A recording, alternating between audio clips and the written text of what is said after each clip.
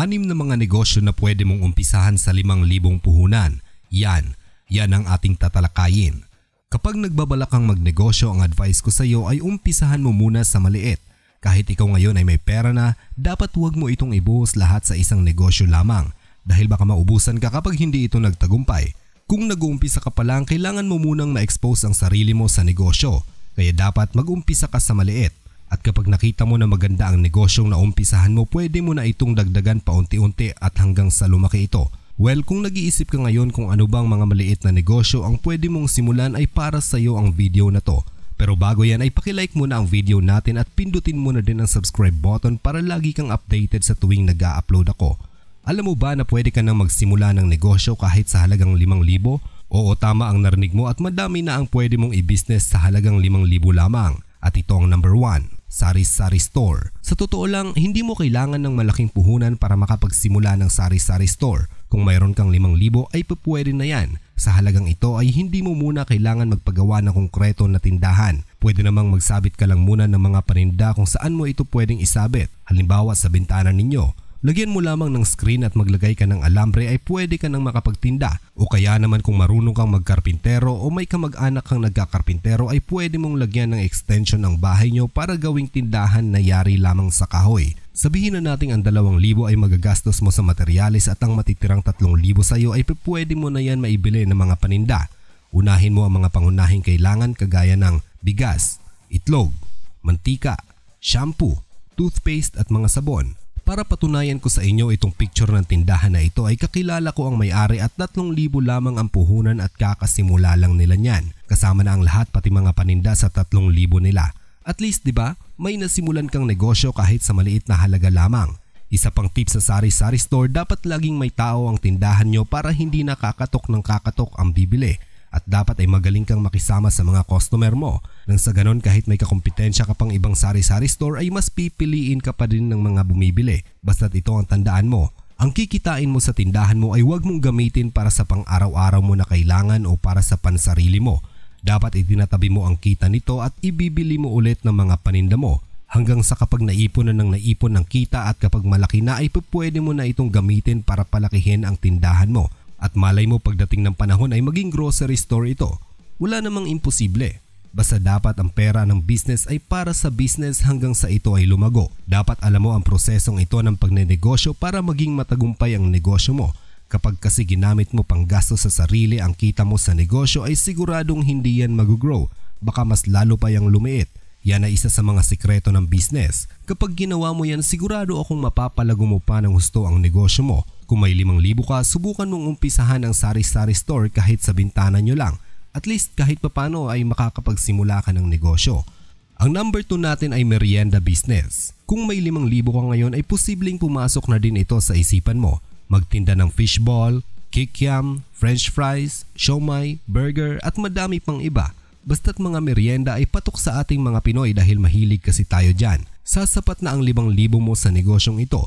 Pwede mo itong simulan kahit sa labas ng bahay nyo lang. At ang gamit nyong panluto sa bahay, pwedeng yun lang muna ang gamitin mo para simulan ito. Madami na din ang gumagawa nito.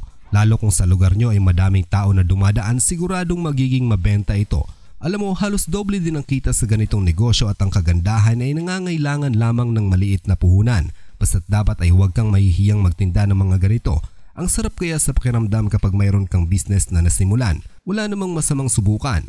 Malay mo ito pala talaga ang isa sa mga skills mo, ang maging negosyante. Kaya dapat subukan mo na at i-execute mo na kung ano man ang negosyo na naiisip mo. Ang number 3 ay kakanin business. Isa rin ito sa magandang negosyong simulan sa maliit na puhunan. Magtinda ng mga kakanin, mga suman, puto, biko, bibingka at madami pang iba. Kahit sinong Pilipino siguro ay mahilig sa kakanin. Kahit ikaw mismo ay mayroon kang paboritong kakanin. Kung totoo ay paki-comment mo naman sa baba kung anong kakanin ang paborito mo.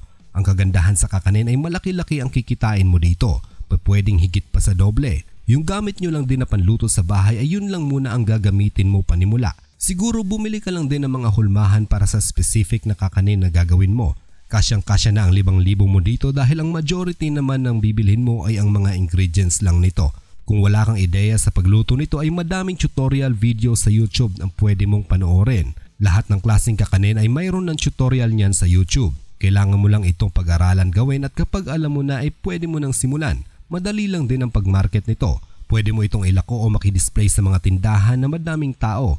Huwag kang mag-alala at madami ang mahilig sa kakanin kaya sigurado akong madali mo lang itong mabenta basta't sundin mo lang ang mga advice natin. Isa pang pwede mong gawin sa pag-market ay mag-create ng Facebook page at ipalike mo ang lahat ng friends mo. I-post mo ang mga paninda mo sa Facebook at i-share mo na din sa mga kakilala mo. Pwede ka rin gumawa ng Facebook ads. Ito ay kung saan magbabayad ka sa Facebook para ipakita ang paninda mo sa madaming tao. Pipiliin mo dito ang lokasyon sa lugar nyo kung saan ipapakita ni Facebook ang paninda mo. Sa halagang 500 ay pwede nang i-promote ng Facebook ang business mo sa loob ng 7 araw o depende kung ilang araw mo ito gusto. Huwag kang mag-alala at ang 500 na binayad mo sa Facebook ay mababawi mo din yan dahil siguradong madaming tao ang bibili ng paninda mo. Siyempre kailangan kalkulahin mong mabuti at isama mo lahat ng gastos at siguraduhin mo na tama ang magiging presyo mo para may kita ka pa rin. Ang number 4 natin ay e-loading business. Ito isa pang magandang negosyo sa mababang halaga lamang. Hindi mo na kailangan pang ibenta ito. Ang ating gadgets ay boring kapag walang data. Kaya madaming tao ang palaging nagpapaload, especially yung mga walang sariling wifi sa bahay nila. O kahit nga yung mga may wifi ay nagpapaload pa din dahil kailangan mo ng internet kapag nasa labas ka o kapag may lakad ka. Ito siguradong may tubo at hindi naman na-expire ang regular load mo. At ang pinakauso na ngayon ay GCash na ang gamit pang load. Nasa GCash na kasi ang lahat ng promo ng e-loading. Dati kapag naglo-load tayo ay piso o dos lamang ang tubo pero ngayon ay 5 piso na ang pinakamababang tubo sa kada load. May bayad na din kasing piso sa GCash kapag ikaw ay maglo-load. Pero speaking of GCash, pasok din dito ang GCash Cash In and Cash Out. Ito medyo malaki ang tubo dahil 2% ang average na tubo ng bawat tindahan. Kung may mag-cash in sa'yo ng 1,000, may 20 pesos ka na kaagad. Sa dami ng nagka-cash in o nagka-cash out o naglo-load araw-araw, siguradong kikita ka din dito. Isa pang kagandahan dito ay hindi ka na mapapagod dahil magpipindot ka lang ng cellphone mo ay may kita ka na. Ang number 5 naman ay homemade food business. Kung ikaw ay magaling sa baking, pagluluto ng pansit, burger, chicken wings, pwede mo itong simulan. Siguro naman may nakikita kayo sa mga friends nyo na gumagawa nito at pinopost nila sa Facebook.